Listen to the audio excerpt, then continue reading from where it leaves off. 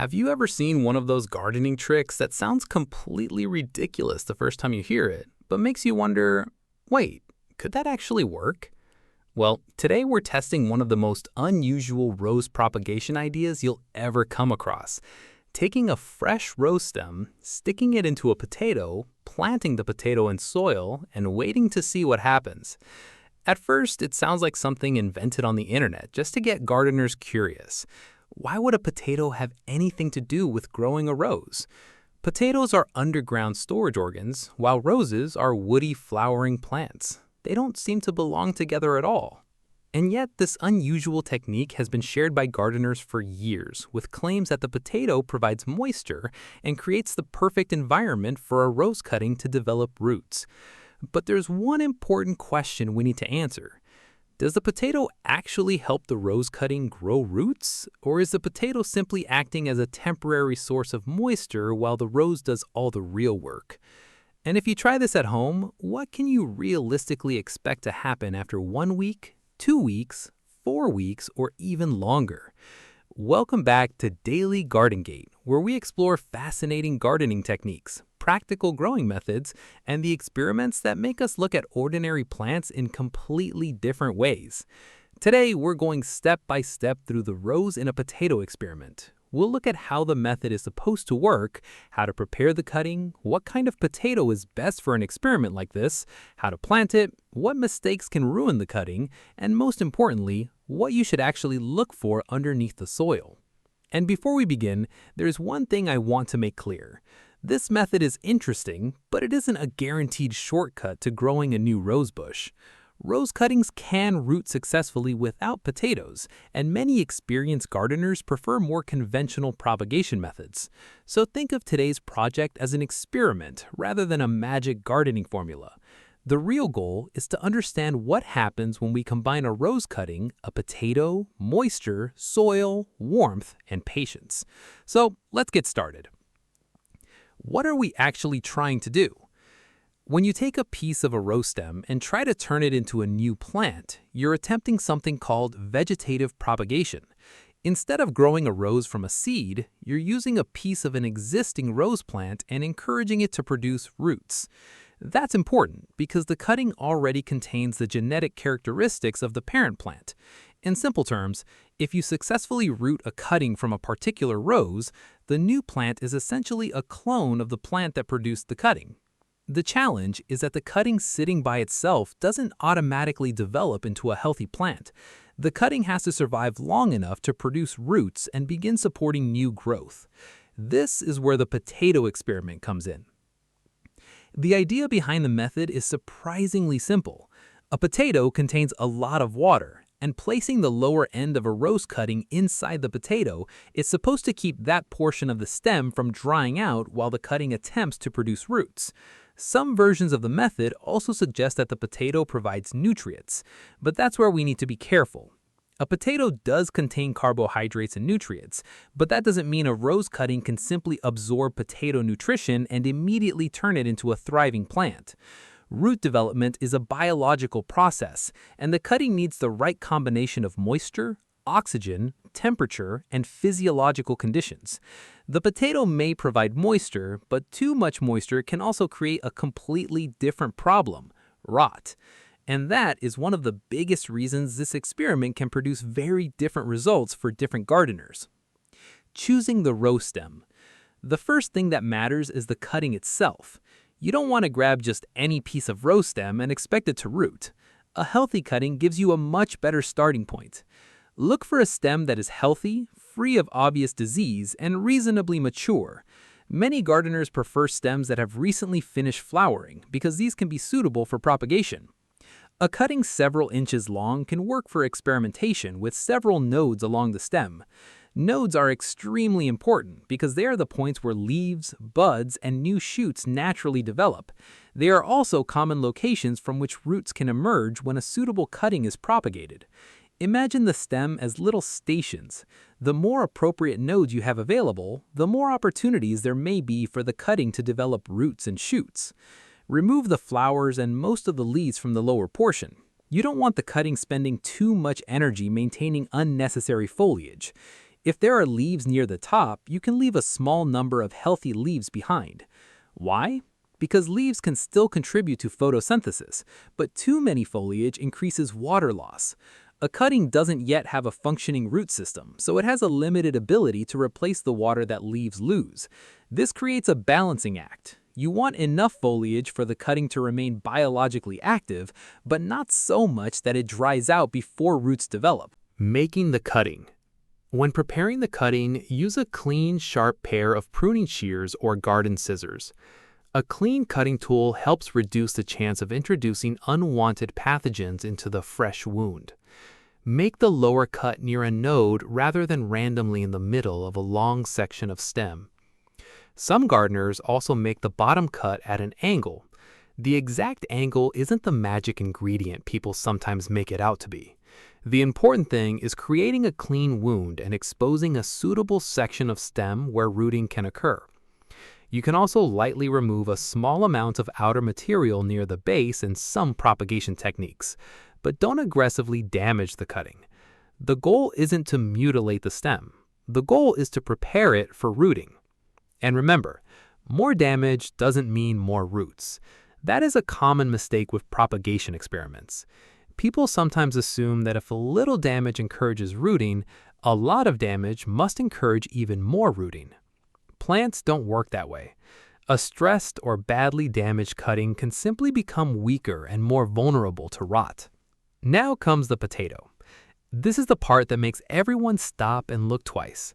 Take a fresh potato and make a small hole through the center or upper portion, depending on how you're positioning the cutting.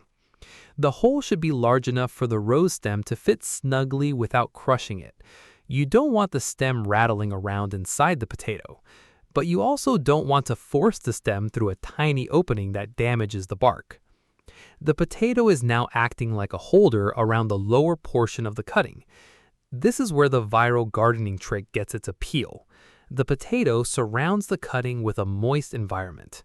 And because potatoes naturally contain a large amount of water, the theory is that the cutting will have access to moisture while it attempts to develop roots. But here's something that is often left out of viral demonstrations. Moisture alone does not guarantee rooting. A cutting can be surrounded by water and still fail. In fact, too much water can reduce oxygen around the stem and encourage decay. Roots need oxygen too. So the real challenge isn't simply keeping the cutting wet, it's maintaining the right balance between moisture and air. That principle applies to almost every propagation method. Should you use a raw potato? For an experiment like this, a fresh, healthy potato makes more sense than a cooked potato. You don't want a potato that has already been boiled, baked, fried, or otherwise processed. The potato should be firm and free from obvious rot. Some gardeners recommend removing sprouts or choosing a potato without significant sprouting. Again, the potato isn't supposed to become the new plant. It's simply part of the propagation setup. And that distinction is important. The rose is the plant you're trying to establish. The potato is temporary. Eventually, if the experiment succeeds, the rose should be able to survive independently of the potato. Adding rooting hormone. Now we come to another optional part of the experiment, rooting hormone. Some gardeners use rooting hormone when propagating woody clittings because it can encourage root formation in suitable plants. If you're using a rooting hormone product, follow the label directions carefully. Don't assume that adding a huge amount will produce huge numbers of roots. More is not necessarily better. And if you're simply experimenting with the potato method, you can also test the cutting without rooting hormone. That actually makes the experiment more interesting. You could have 2 or more cuttings. One could be placed in a potato. Another could be propagated in a conventional propagation medium. A third could be attempted without rooting hormone. Then you can compare the results. That's much more useful than simply believing a viral gardening claim. Because gardening becomes much easier to understand when you start asking questions and observing the answers. Planting the potato. Now it's time to place the potato into the growing medium. Choose a container with drainage holes or an appropriate outdoor location where excess water can escape. This part is extremely important. You don't want the potato sitting in permanently waterlogged soil. Remember, we're already introducing a moisture-rich potato into the system. Adding excessive water around it can create conditions where both the potato and rose cutting begin to decay. Use a well-draining growing medium. The cutting should be planted deeply enough that the lower portion is protected and stable while the upper portion remains above the soil. Don't bury the entire stem. You want the section containing the leaves and upper nodes to remain exposed. Once everything is planted, gently firm the soil around the potato. Don't compact it aggressively. Roots need access to air, and compacted soil can create poor conditions for developing roots. The first few days. And now comes the hardest part of the entire experiment: waiting. During the first few days, you might be tempted to dig everything up. Don't. A cutting doesn't need you checking its roots every morning. In fact, repeatedly pulling it out can damage developing roots or disturb the environment around the cutting. Instead, watch what is happening above the soil. Does the stem remain firm? Do the leaves remain reasonably healthy? Does the cutting begin to wilt badly? Does the soil stay excessively wet? Does the potato begin showing signs of decay? These observations can tell you much more than digging everything up every day. And don't automatically assume that new leaves mean roots have definitely developed. A cutting can sometimes produce new growth using stored energy before it has established a strong root system. That's one of the most fascinating things about propagation. A plant can appear to be growing while still being extremely vulnerable underneath the soil. Week 1. After about a week, don't expect a giant rosebush. That's not how propagation works. The cutting is still in the establishment stage. It may look almost exactly the same as when you planted it, and that's okay. You might notice that the stem remains green and firm. You might see a small bud beginning to swell. Or you might notice absolutely nothing. Don't panic. The underground process can take time. One of the biggest mistakes beginners make is assuming that gardening should produce visible results every few days. Sometimes the most important work is happening where you can't see it. Roots don't need to announce themselves. They're quietly exploring the growing medium, forming new structures, and gradually changing the cutting from an isolated piece of stem into an independent plant. Week 2. By the second week, you may begin noticing more obvious changes. Perhaps a small shoot is developing. Perhaps new leaves are starting to appear. Or perhaps the cutting still looks almost unchanged. Again, don't judge the experiment too quickly. Different rose varieties can behave differently. Temperature matters. Humidity matters. The condition and maturity of the cutting matter. The season matters. The growing medium matters. And perhaps most importantly, the health of the original cutting matters. A weak or damaged stem may fail under excellent conditions. A healthy cutting may succeed under conditions that aren't perfect. That's why one gardener can swear that the potato method works, while another gardener tries it several times and gets nothing. Gardening experiments are influenced by many variables. Week 3. By the third week, this is where things can become really interesting. If the cutting has remained healthy, you may see stronger signs of activity above ground. New shoots may begin extending. Small leaves may start unfolding. The stem may appear more alive than it did when it was first planted. But don't make the mistake of thinking that every new leaf guarantees success. The real victory is underground. Roots are what turn the cutting into a sustainable plant. Without roots, new leaves are only temporary progress. This is why experienced propagators pay attention to both top growth and root development. A healthy-looking cutting needs a healthy foundation. What happens to the potato? Now, let's talk about the potato itself. This is one of the most misunderstood parts of the technique. People sometimes imagine the potato simply dissolving into some kind of magical rose-growing fertilizer. That's not what you should expect. The potato is an organic food reserve, and like any organic material placed in a warm, moist environment, it can eventually break down. It may begin to soften. It may decompose. It may be affected by microorganisms. And depending on the growing conditions, it may even rot before the rose has established itself. That doesn't necessarily mean the rose will fail, but it does show why drainage and moisture management are so important. If the potato becomes excessively wet and begins decomposing rapidly, the environment around the cutting can become less favorable. So don't keep adding water simply because you've heard that rose cuttings need moisture. They do, but they don't need to sit in a swamp. The biggest mistake: too much water.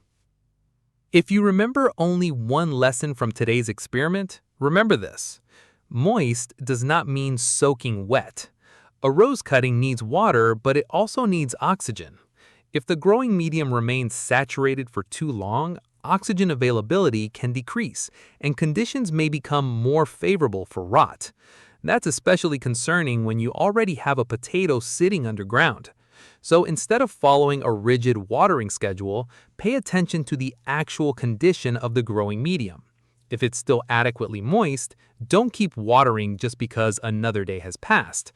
If it's drying excessively, provide appropriate moisture. The goal is consistency rather than extremes. Sunlight. How much is enough? Another important question is where to place the cutting. You might assume that because roses love sunlight, a fresh cutting should be immediately placed under intense, direct sunlight all day. But there's a problem. A cutting without roots can lose water quickly through its leaves. Strong heat and intense sunlight can increase that water loss. So during the early rooting stage, a bright location with protection from harsh conditions can be more suitable than exposing the cutting to extreme midday heat. Once the plant has developed a stronger root system and new growth is established, it can gradually transition toward the light conditions appropriate for its rose variety. This is a common theme in gardening. The best conditions for a mature plant aren't always the best conditions for a newly propagated cutting. Young plants need a little more protection while they establish themselves. Temperature matters. Temperature is another factor that can make or break the experiment. Rose cuttings generally root better when conditions are warm enough for active plant growth, but excessive heat can cause problems. If the environment becomes extremely hot, the cutting may lose water faster than it can replace it. On the other hand, very cold conditions can slow biological activity and delay rooting.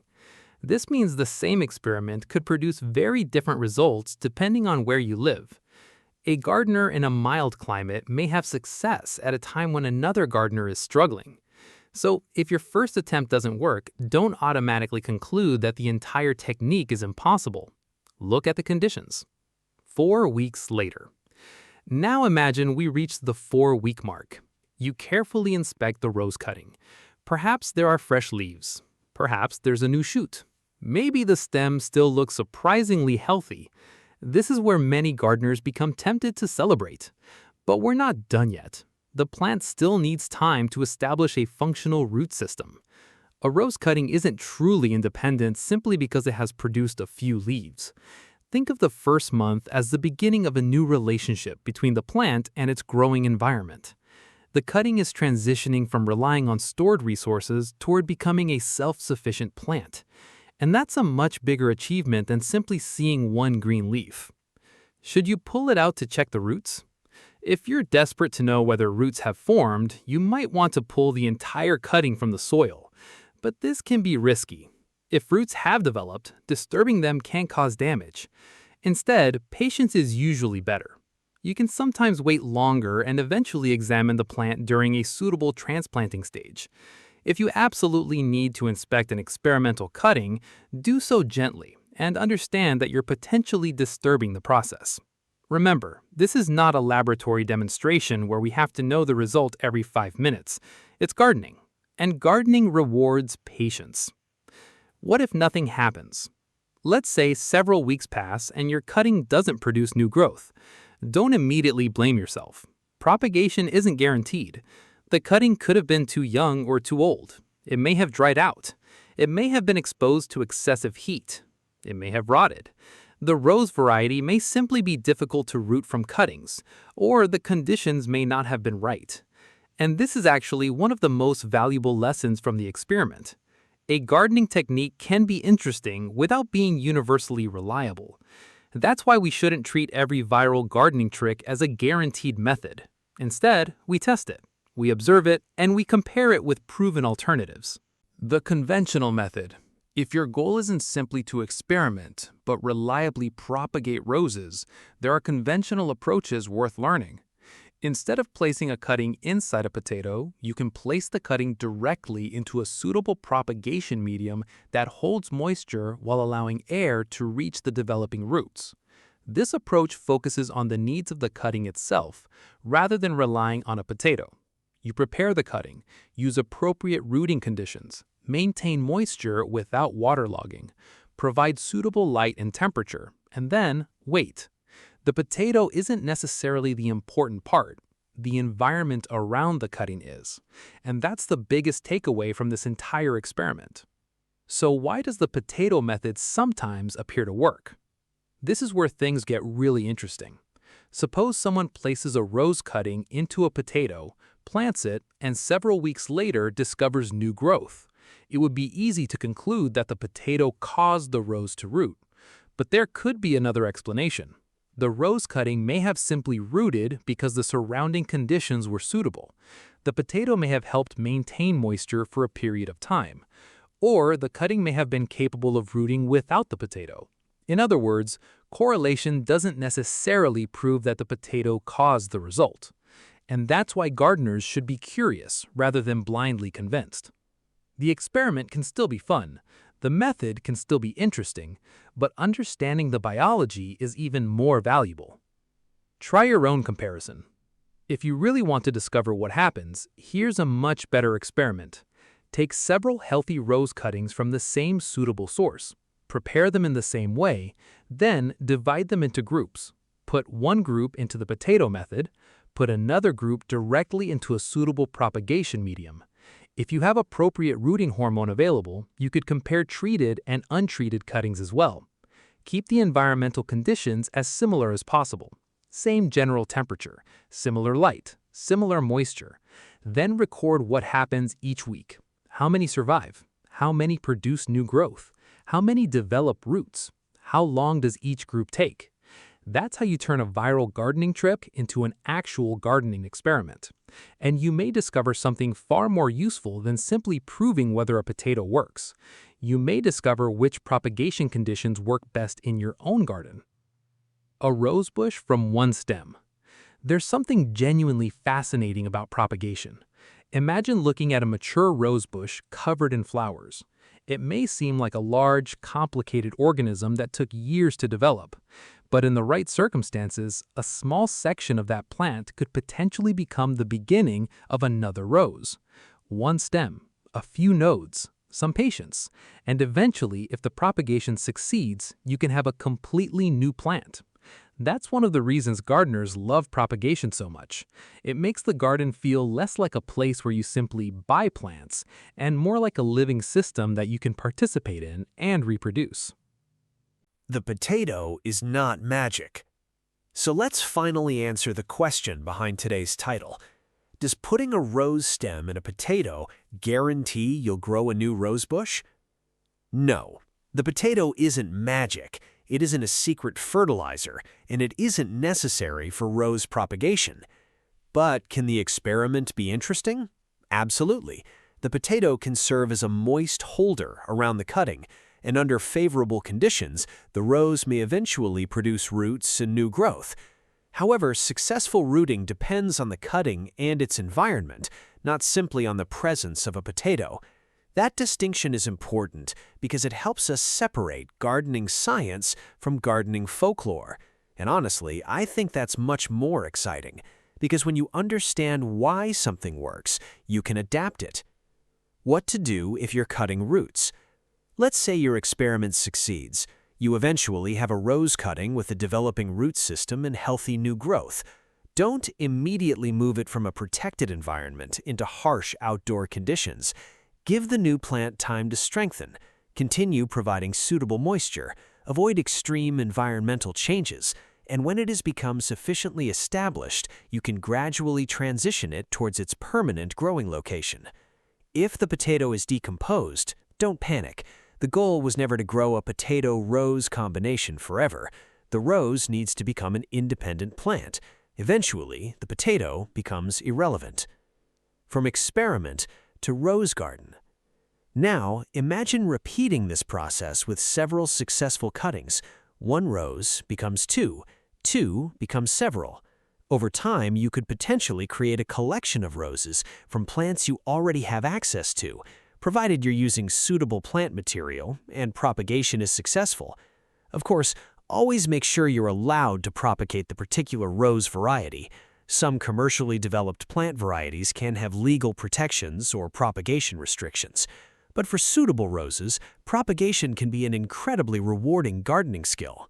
And once you learn how cuttings work, you start seeing opportunities everywhere. Instead of throwing away every suitable pruning, you may begin wondering whether some pieces can be propagated. Instead of looking at a rose branch as garden waste, you may start seeing potential. That's the mindset that turns ordinary gardening into something much more creative.